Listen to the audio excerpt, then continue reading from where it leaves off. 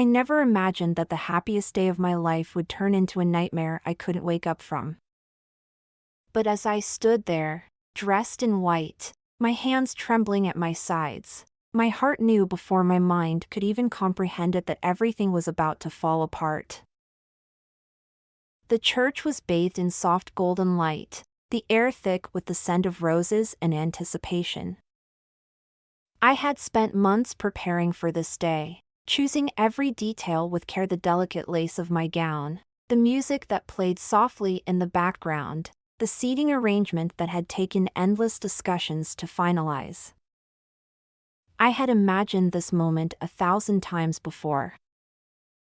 I had dreamed of walking down the aisle, seeing Brandon's face light up with love, and exchanging vows that would bind us together forever.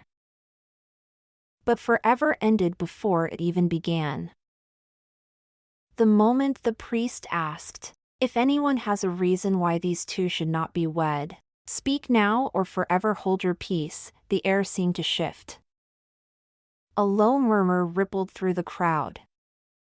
My fingers curled around my bouquet as I willed myself to breathe. No one ever speaks during this part.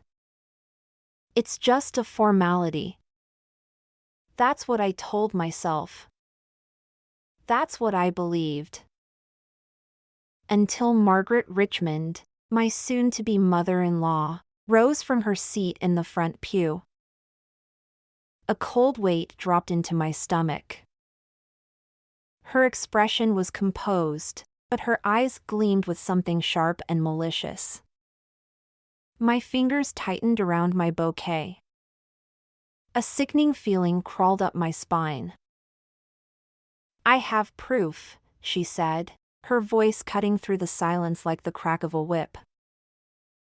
A hushed gasp rippled through the crowd, followed by whispers that grew louder, feeding off one another like wildfire.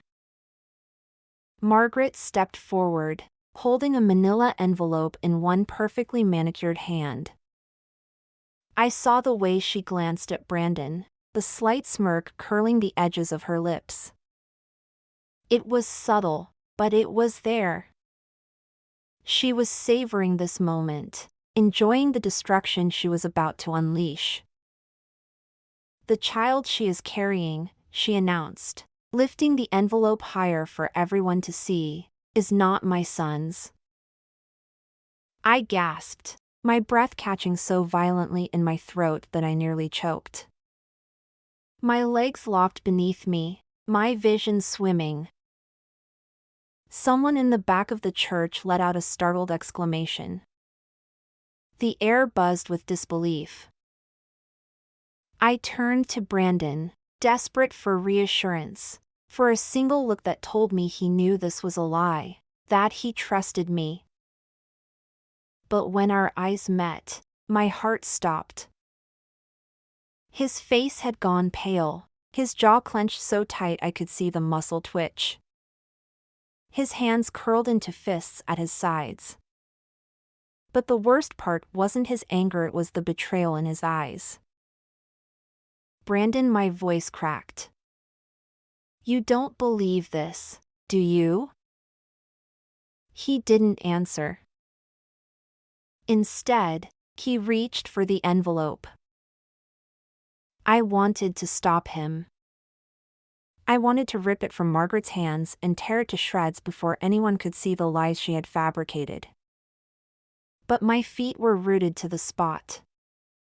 My body felt like it was no longer mine, like I was watching this unfold from outside myself. Brandon flipped open the envelope and pulled out the documents inside. His eyes scanned them, his face darkening with every second. My heart slammed against my ribs. "Medical records," Margaret said, her voice dripping with mock sympathy.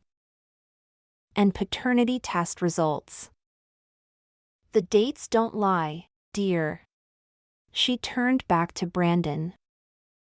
"You were in London for a business trip during the time of conception." A single, sharp laugh escaped her lips. "She betrayed you, my son." She betrayed all of us. The words hit like a physical blow. My breath rushed out of me, my chest tightening so painfully I thought I might collapse. "This isn't real," I whispered, my voice drowned out by the rising murmurs around us. Margaret was lying. I knew she was lying. But the documents in Brandon's hands said otherwise. And the worst part? He was believing them. His hands trembled as he turned to me, his face a mixture of fury and devastation. "Tell me the truth, Hillary," he said, his voice dangerously low. "Is this real?" My heart shattered. "No," I whispered. "Brandon, I swear to you. Enough." That single word cut through me like a blade. Brandon dropped the papers onto the altar as if they burned him. Without another word, he turned away from me. I reached for him, my fingers grazing his sleeve, but he pulled away as if my touch disgusted him. One by one, the groomsmen followed. The guests murmured to each other, some casting pitying glances my way, others looking at me with pure disgust. And then, the first person walked out. Then another. And another. Until the pews began emptying. The whispers turned into full-blown gossip, venomous and cruel. My bridesmaids hesitated, torn between standing by me and slipping away unnoticed. The air was thick with judgment, pressing in on me from all sides. The walls of the church blurred, the weight of humiliation crushing me. I turned to my father, my last hope. His face was a storm of emotions: anger, sorrow, protectiveness. He reached for me, but before he could get to me, I saw her. Margaret. Standing near the altar, watching it all unfold with the faintest trace of satisfaction in her eyes. That was when I knew. This wasn't just a cruel coincidence. This was planned. My stomach twisted, nausea rising in my throat. She had done this.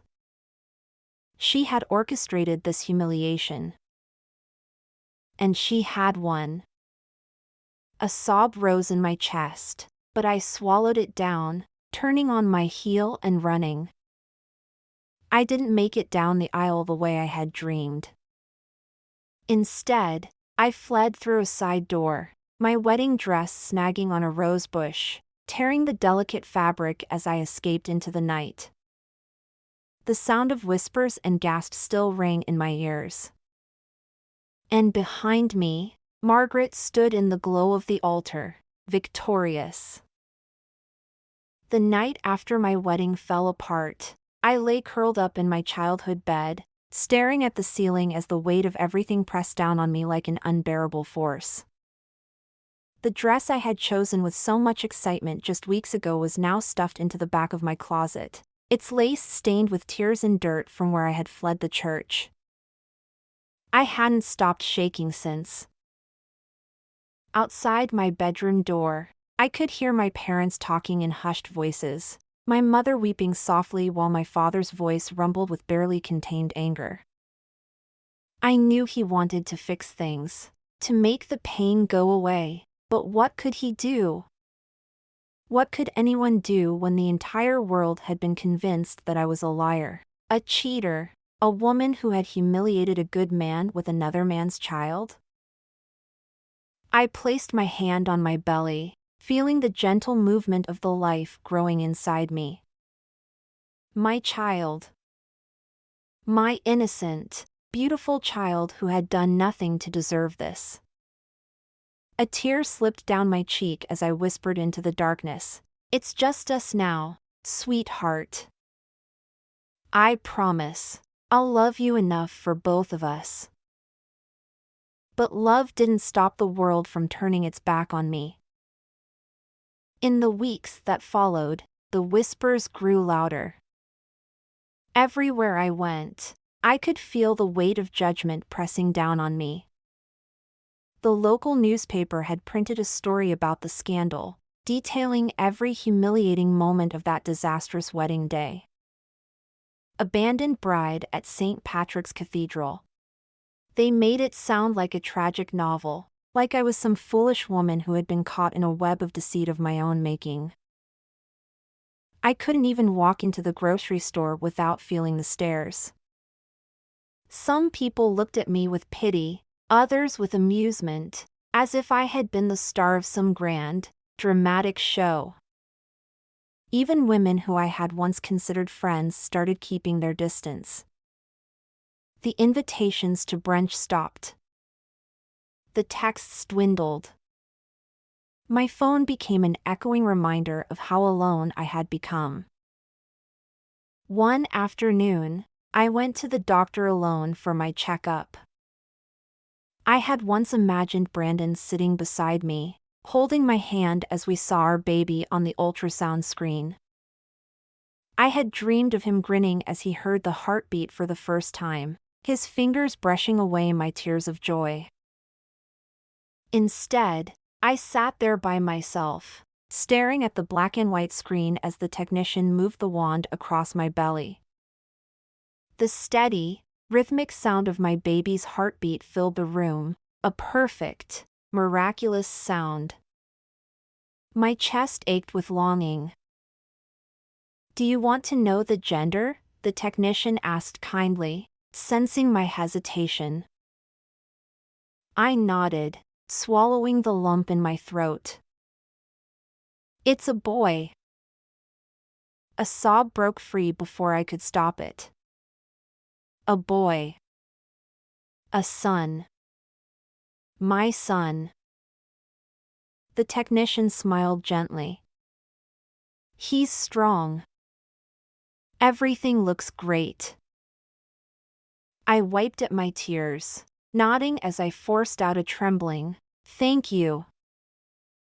As I left the clinic, clutching the ultrasound picture like it was my last tether to hope, I saw an older woman I recognized from the neighborhood. Mrs. Thompson, a woman who had known me since I was a child. She hesitated before approaching.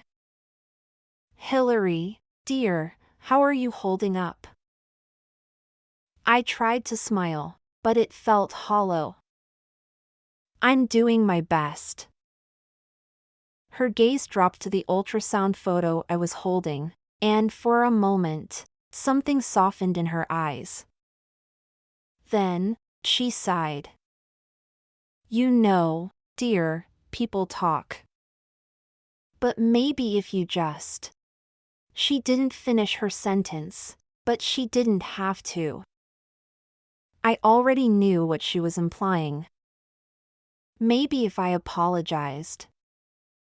Maybe if I admitted my mistake even if I hadn't made one, people would forgive me. Maybe if I bowed my head, I could be accepted again. A fresh wave of humiliation and pain crashed over me. I clenched the ultrasound photo tightly.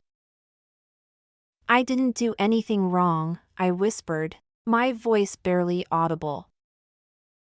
Mrs. Thompson gave me a sad, knowing look before patting my shoulder and walking away. That night, as I sat in my childhood bedroom, staring at the blank pages of a journal, I knew I had to write it all down. Not for me, but for my son.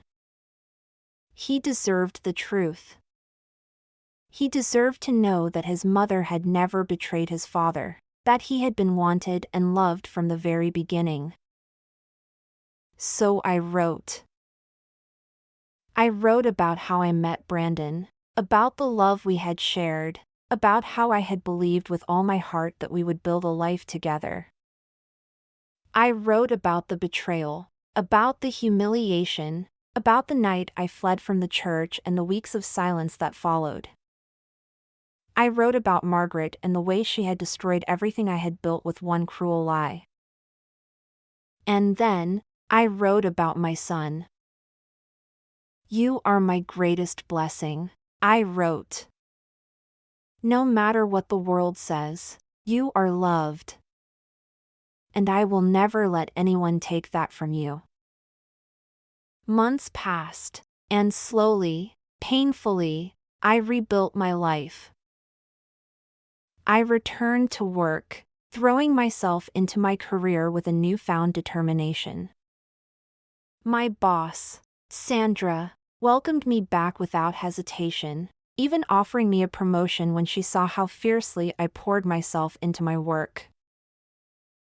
I moved into a small but cozy apartment, decorating the nursery with soft yellows and blues. My father painted birds on the walls, smiling as he told me, "Birds always find their way home, Hillary.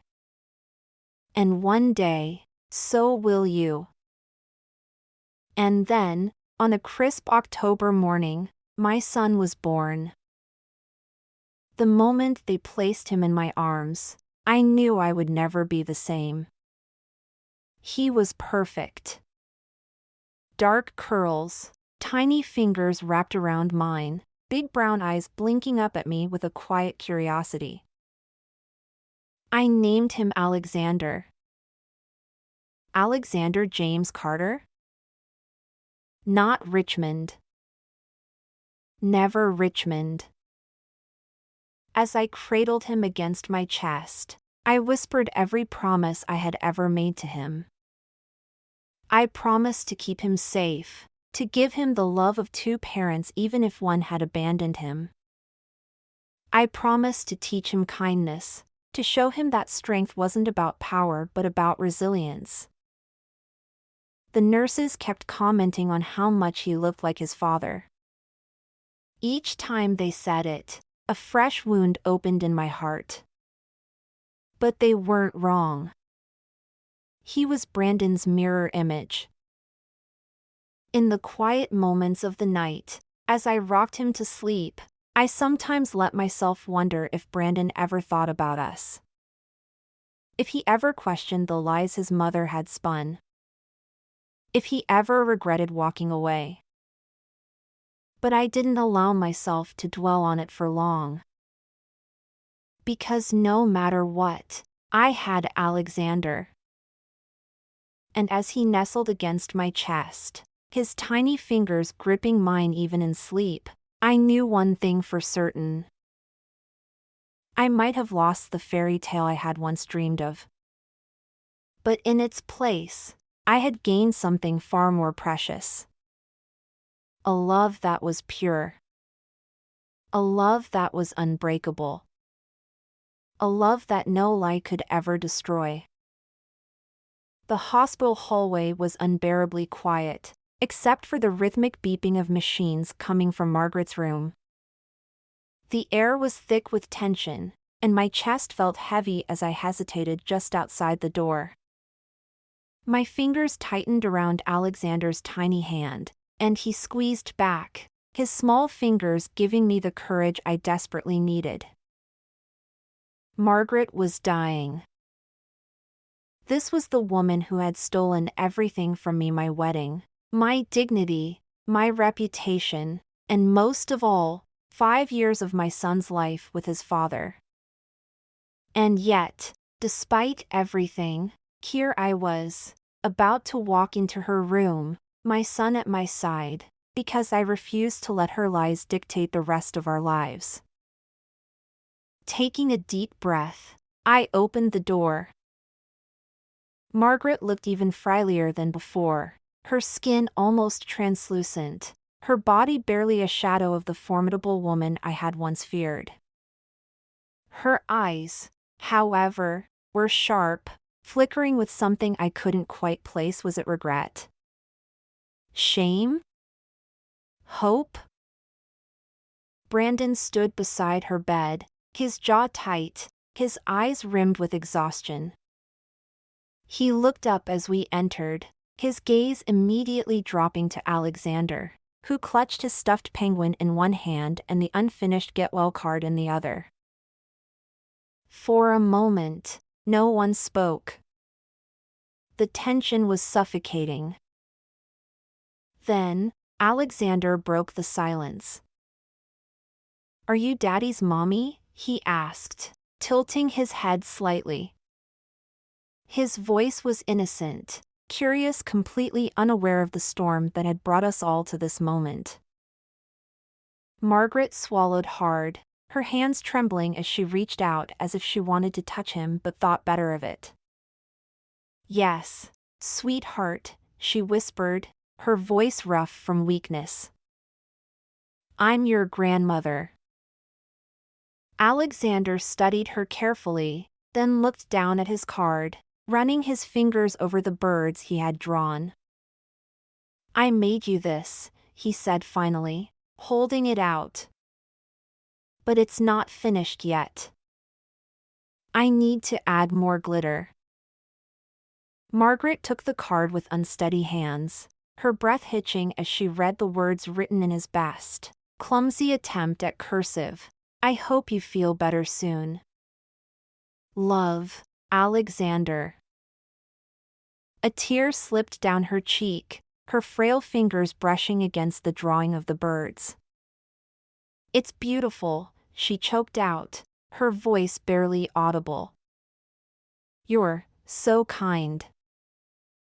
Alexander simply nodded, as if it were the most obvious thing in the world. He looked up at her again. "Mommy says families should stick together, even when things are hard." The weight of his words hit all of us at once. Margaret let out a ragged breath, clutching the card against her chest as if it were the most precious thing she had ever received. "Your mother is right," she whispered, her voice breaking. "Families should, but I didn't. I broke ours." I exhaled sharply, the anger I had been holding onto for years bubbling to the surface. "Yes, you did," I said, my voice unwavering. "You destroyed my wedding. You ruined my life. You took Brandon away from me. And for what? Because you were afraid of losing him?" Margaret flinched as if I had struck her. She let out a shaky sigh. "Yes," she admitted. "I was afraid. I convinced myself I was protecting my son when all I was doing was controlling him. I thought, if I made you disappear, he would stay." "You didn't just make me disappear, Margaret," I said, my voice shaking. "You erased him." I pointed to Alexander, who was now watching the exchange with wide, thoughtful eyes. "You took a father away from his child. You let Brandon believe I betrayed him. You let my son grow up thinking he was abandoned." Margaret sobbed, the weight of her actions finally crashing down on her. "I know," she gasped. "And I will never forgive myself for it."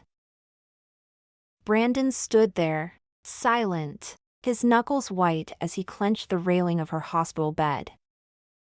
He had spent the last few days trying to process the depth of his mother's betrayal, and I knew he was struggling.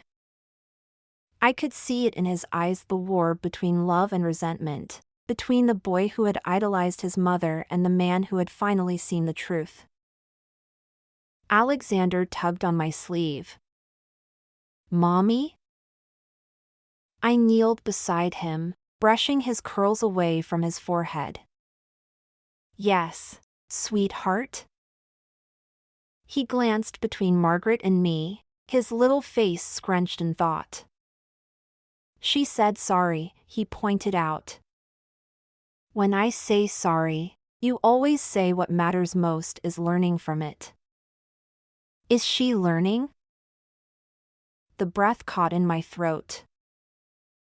I turned to Margaret, watching her as she silently wept, holding onto the card like a lifeline. She had spent years lying, manipulating, twisting reality to fit her own fears. And now, here she was, stripped of all pretense, facing the consequences of her actions. I swallowed hard and looked back at my son. "I think she's trying," I admitted.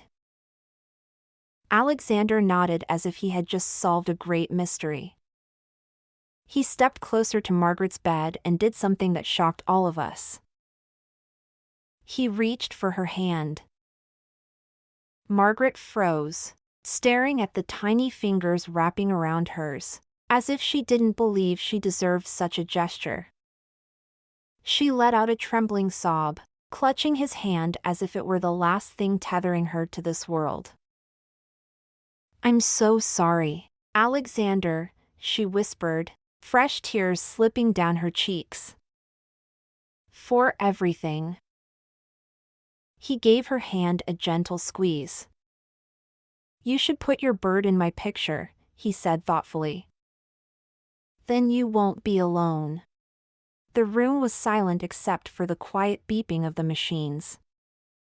Margaret broke down completely. Brandon turned away, wiping at his face as emotion overtook him. I watched, stunned, as my son, a boy who had every reason to hate the woman in front of him, offered her something that I hadn't been able to. Forgiveness. Not because she had earned it. Not because she deserved it. But because he was a child, and his heart had not yet been hardened by the bitterness of the past.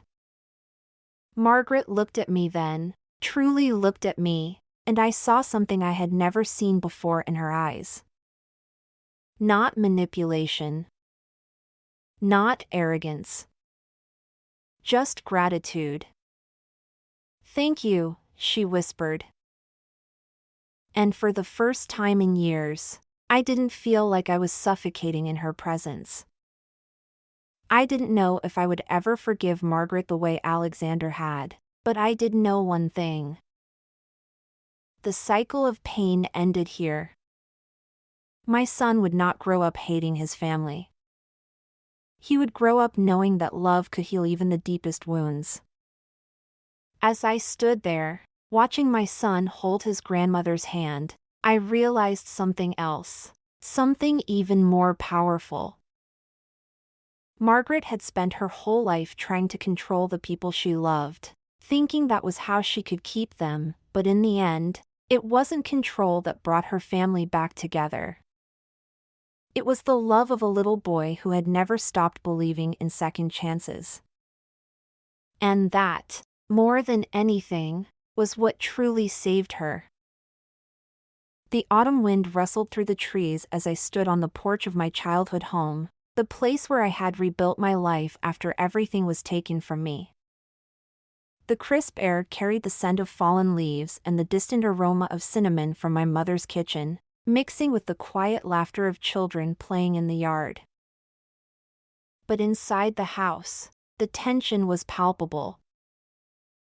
Margaret sat in the living room, a cup of tea trembling in her frail hands.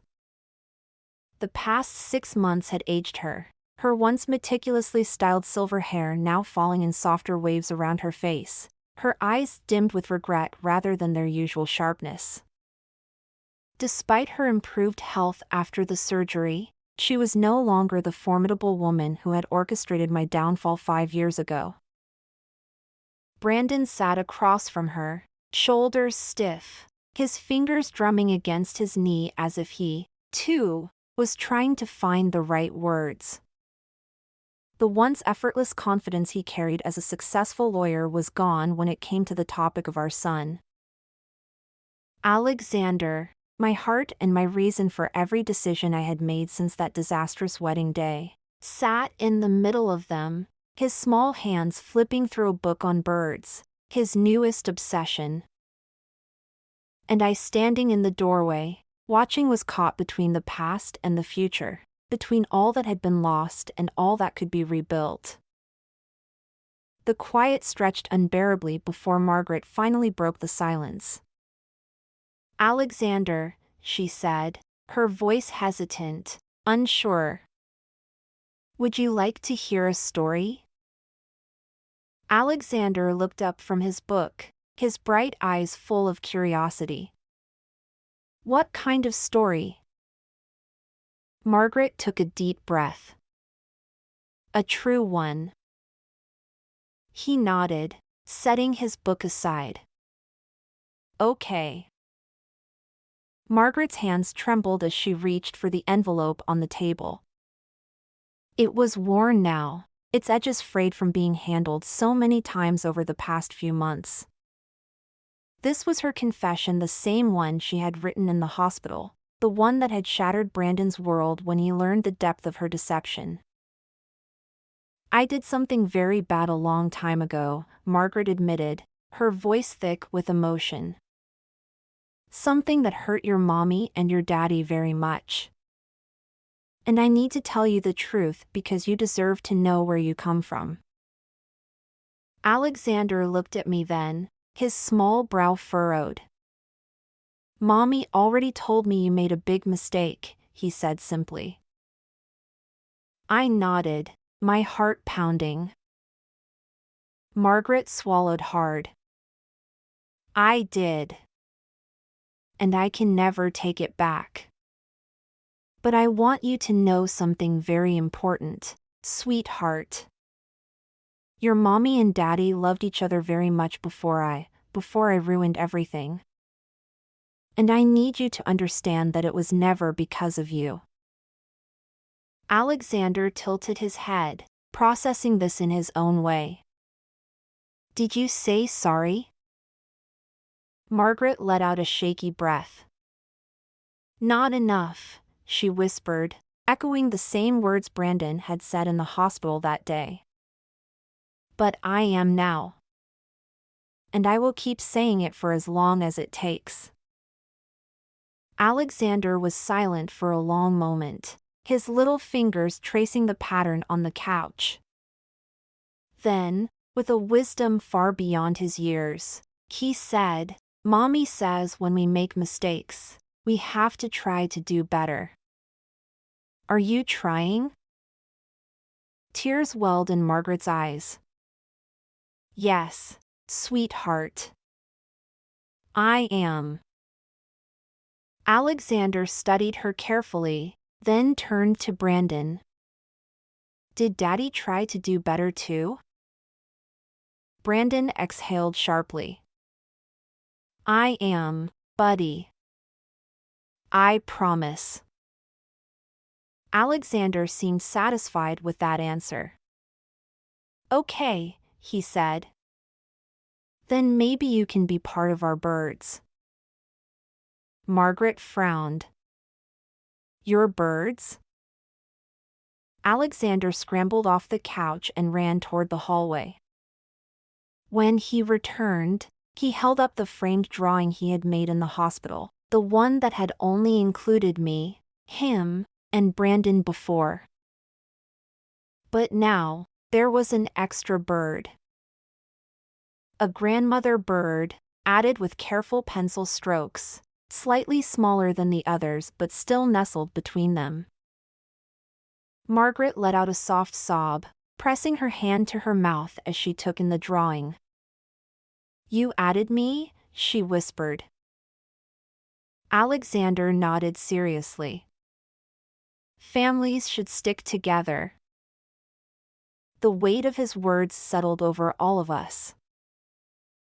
Brandon reached for my hand then, not out of romance but out of something deeper, mutual respect, a shared history, and an unspoken understanding that what we had built wasn't conventional, but it was real.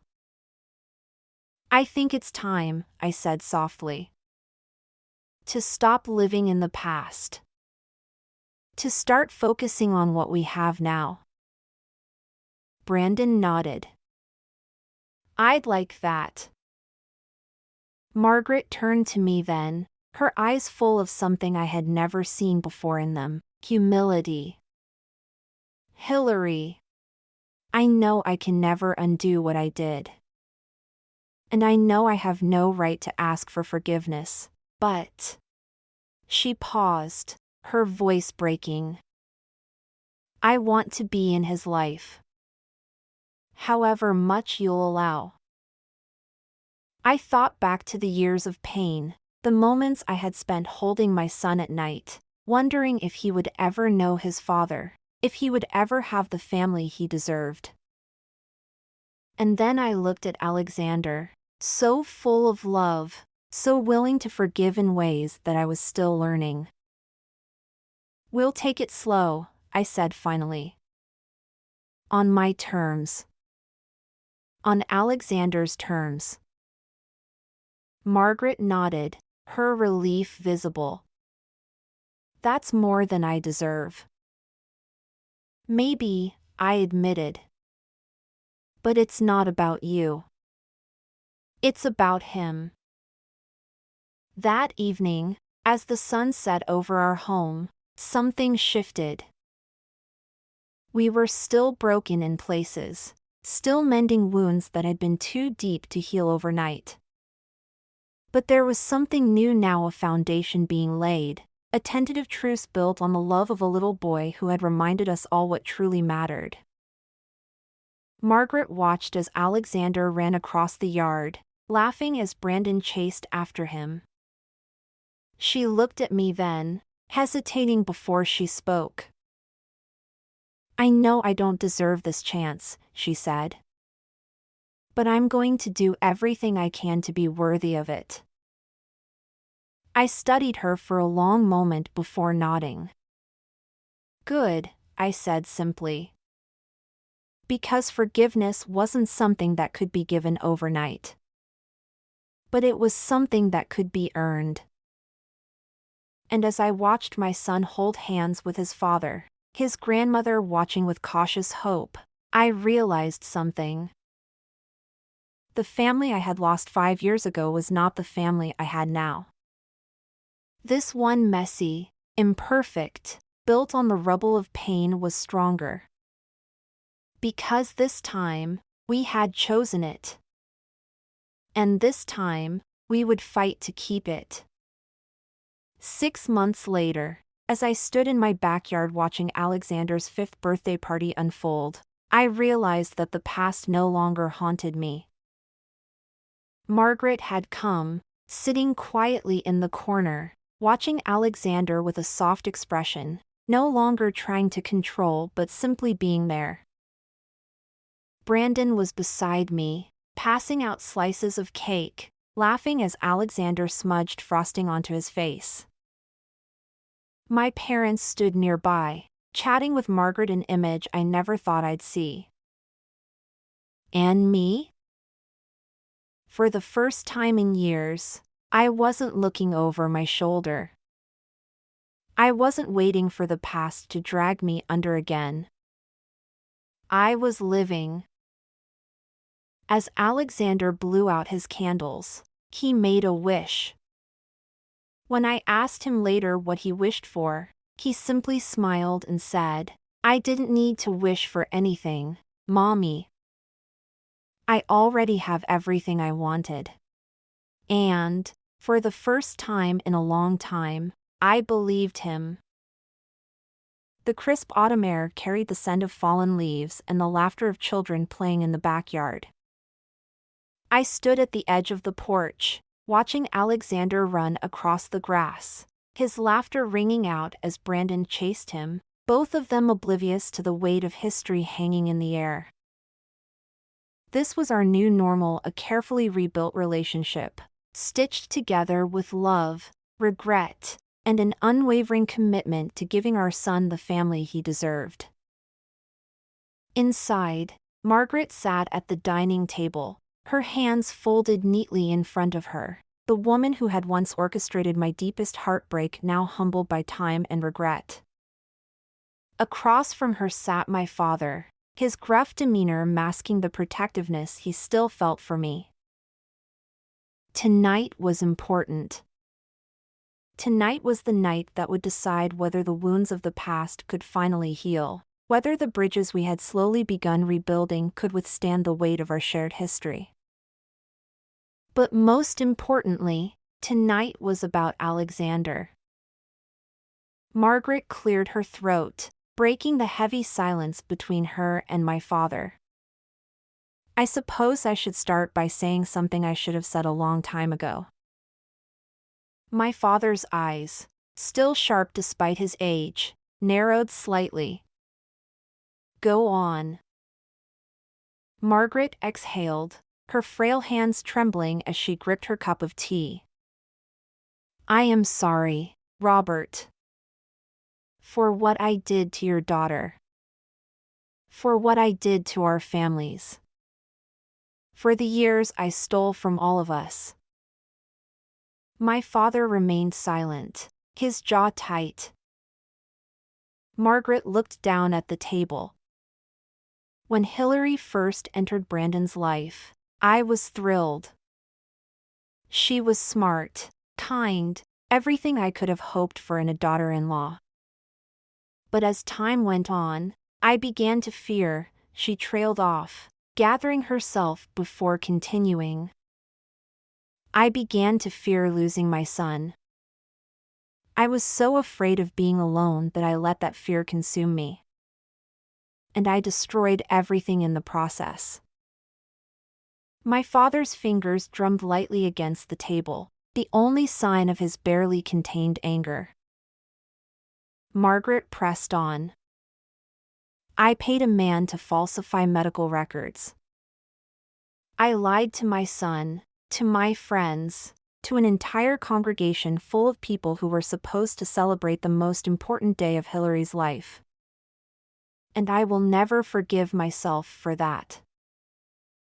My father scoffed. You don't get to ask for forgiveness, Margaret. Not from me. And certainly not from my daughter. Margaret nodded, accepting the weight of his words. I know. But I'm not asking for forgiveness. I'm asking for the chance to make things right with my grandson. To be someone he can look up to, not someone whose name is spoken in hushed tones of regret. The silence stretched between them, heavy with the weight of old wounds. Finally, my father spoke. You don't get to rewrite history. But if Hillary believes you've changed, and if my grandson sees something in you worth keeping, then I won't stand in the way. Margaret's breath hitched, her eyes glistening with unshed tears. Thank you, Robert. My father nodded once, then rose from his seat, leaving the room without another word. Margaret turned to me then, her gaze searching. Do you believe I've changed? I studied her for a long moment. The Margaret I had known 5 years ago would never have admitted to wrongdoing, let alone asked for redemption. But the woman sitting before me, now older, frailier, worn down by the weight of her own guilt, was not the same woman who had shattered my world. I believe you're trying, I said finally. Tears spilled down her cheeks. I am. And I will never stop trying. The sound of the front door opening drew my attention. Alexander burst in, his cheeks flushed from the cold, his eyes bright with excitement. Mommy! Daddy let me win the race. Brandon followed closely behind, ruffling Alexander's hair. I did no such thing. You're just too fast for me. Alexander grinned, running to me and climbing onto my lap. Mommy, Daddy said we can go get ice cream after dinner. Can Grandma come too? I felt Margaret freeze beside me. I glanced at her, then at Brandon, and finally back at my son. "Would you like Grandma to come?" I asked gently. Alexander nodded. "Yes. She can have my extra sprinkles." Margaret let out a shaky breath. I would love to." Brandon met my gaze across the table. There was something in his expression: relief, gratitude, hope. We had spent so many years walking through the wreckage of what had once been our lives, unsure if we could ever find solid ground again.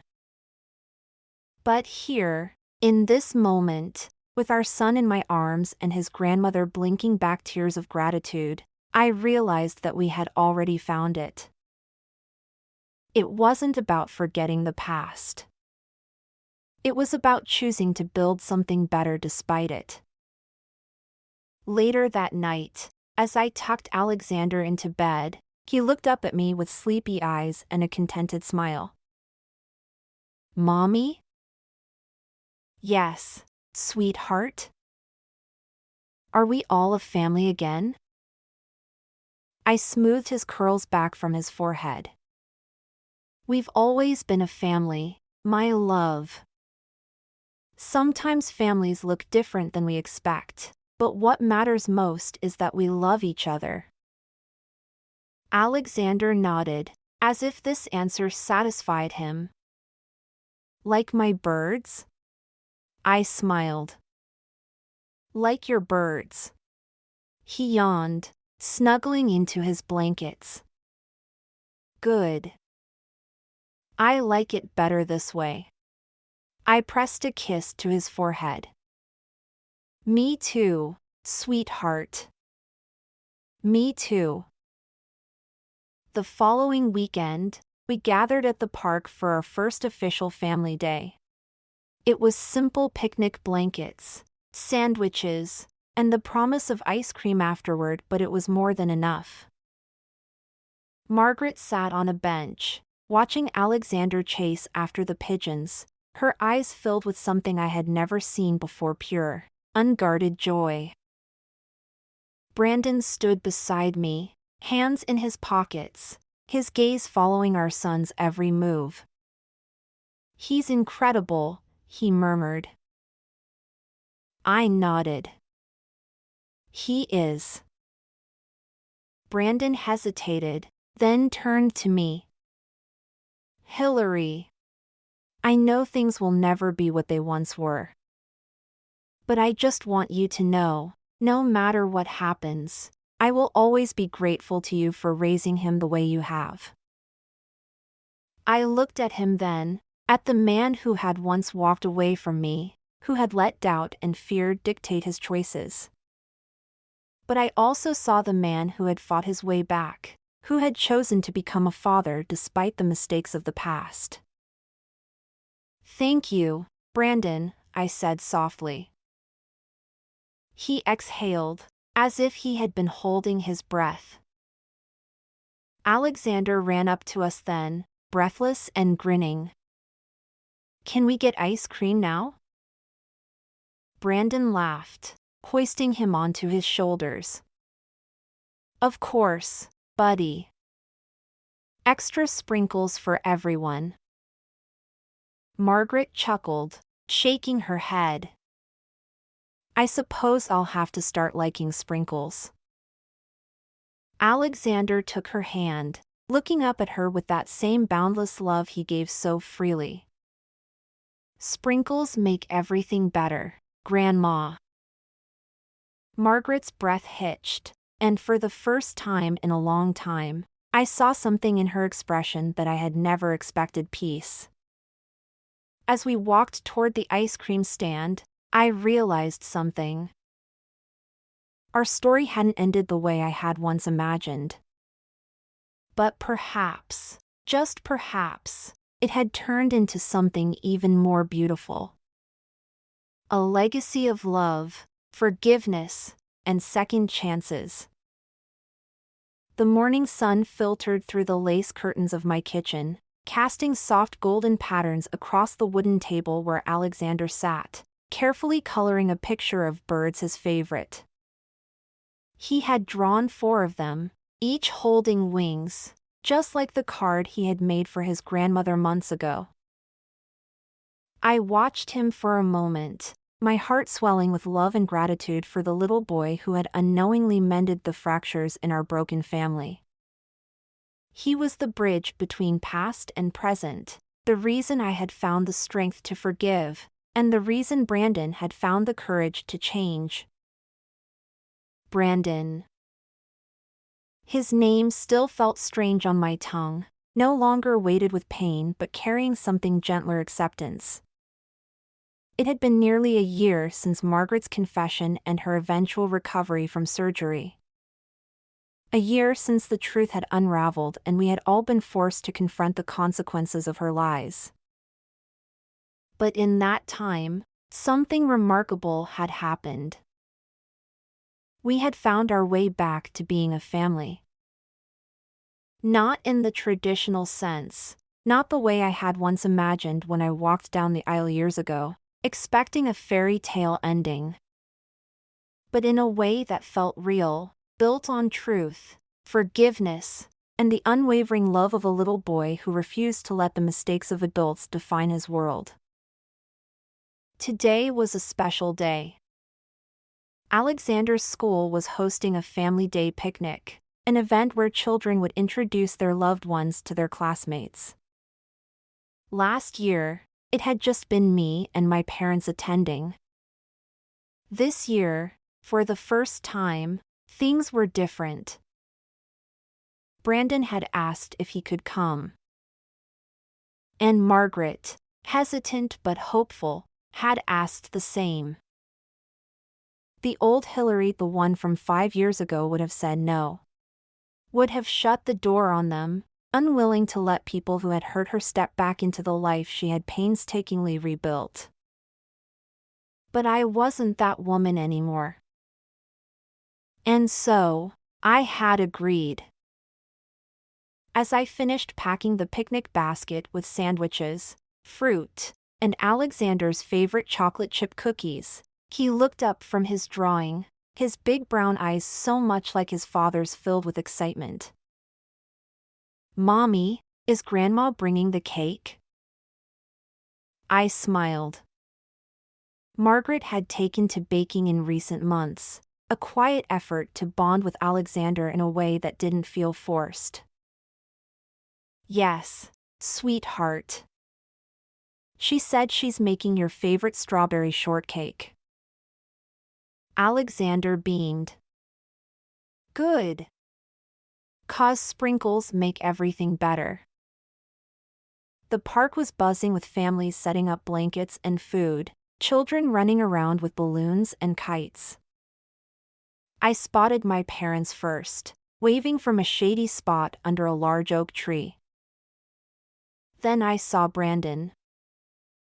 He stood by his car, looking slightly nervous, holding a wrapped gift under one arm. Beside him was Margaret, clutching a cake box, her eyes scanning the crowd until they landed on Alexander. The moment she saw him, her face softened. Alexander saw them at the same time. His whole face lit up, and without hesitation, he ran toward them. "Daddy! Grandma!" Brandon knelt just in time to catch him in a tight hug, his eyes closing as he held his son close. "Hey, buddy. You excited for today?" Alexander nodded vigorously before turning to Margaret. "Did you bring the cake?" Margaret chuckled, brushing a hand over his curls. "Of course, darling. Extra strawberries, just like you wanted." The moment was so simple, so natural, that for a second, I forgot the years of pain that had led us here. I watched them interact, the way Margaret gently smoothed Alexander's shirt, the way Brandon kept his hand on his son's shoulder, as if grounding himself in the reality that he was here. They weren't perfect. None of us were. But this? This was something worth fighting for. As the afternoon wore on, we ate, laughed, and watched Alexander show off his artwork to his friends. At one point, while Alexander played nearby, Brandon and I found ourselves alone on the picnic blanket, a rare moment of quiet amid the lively chaos. "Thank you," he said suddenly. I turned to him, surprised. For what?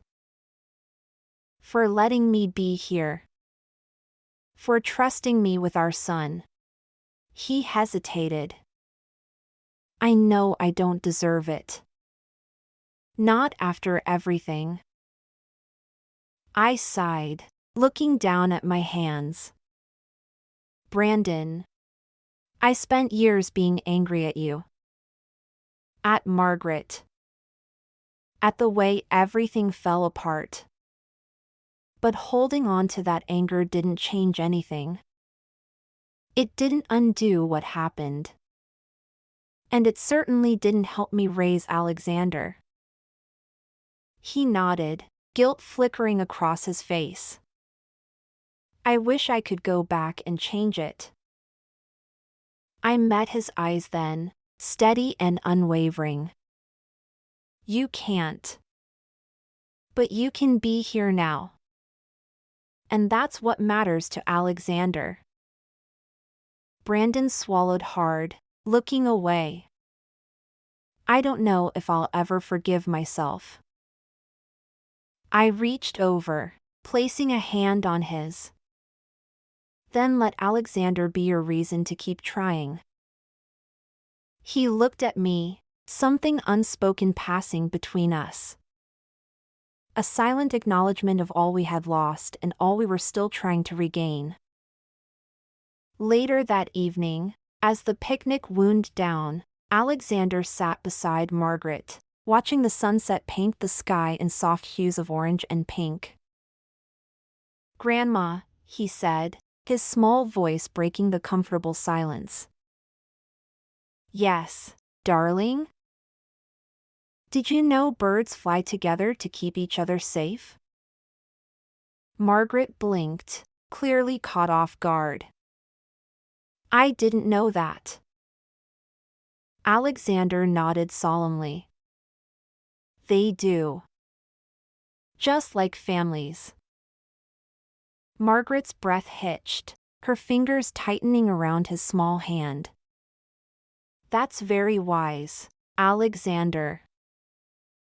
He smiled, leaning against her. "I think we should all fly together now." Tears filled Margaret's eyes, and for the first time, she didn't try to hide them. She had spent so many years trying to control the people she loved, fearing that if she didn't, she would lose them. But in the end, it was letting go that had finally brought them back. And Alexander, in his innocent wisdom, had given her the greatest gift of all, forgiveness. As the sun dipped below the horizon, casting long shadows across the park, I felt something shift inside me. For the first time in years, I didn't feel like I was holding my breath, waiting for the past to catch up with me. I looked around at my parents chatting with Margaret, at Alexander curled up beside his father, at Brandon watching our son with unfiltered love in his eyes. This wasn't the family I had once dreamed of. It was better. Because it was real. Built on love, on forgiveness, on the unwavering belief that second chances weren't just possible, they were necessary. As I stood, stretching out my legs, Brandon looked up at me. "Are we okay?" he asked, hesitant. I considered his question carefully before nodding. We're getting there. And for the first time in a long, long time, I believed it. Because love wasn't about perfection. It was about choosing each other, again and again, even when things weren't easy. And as I watched Alexander whisper something to his grandmother, his little hand tucked safely in hers, I knew. We had chosen right. We had chosen family.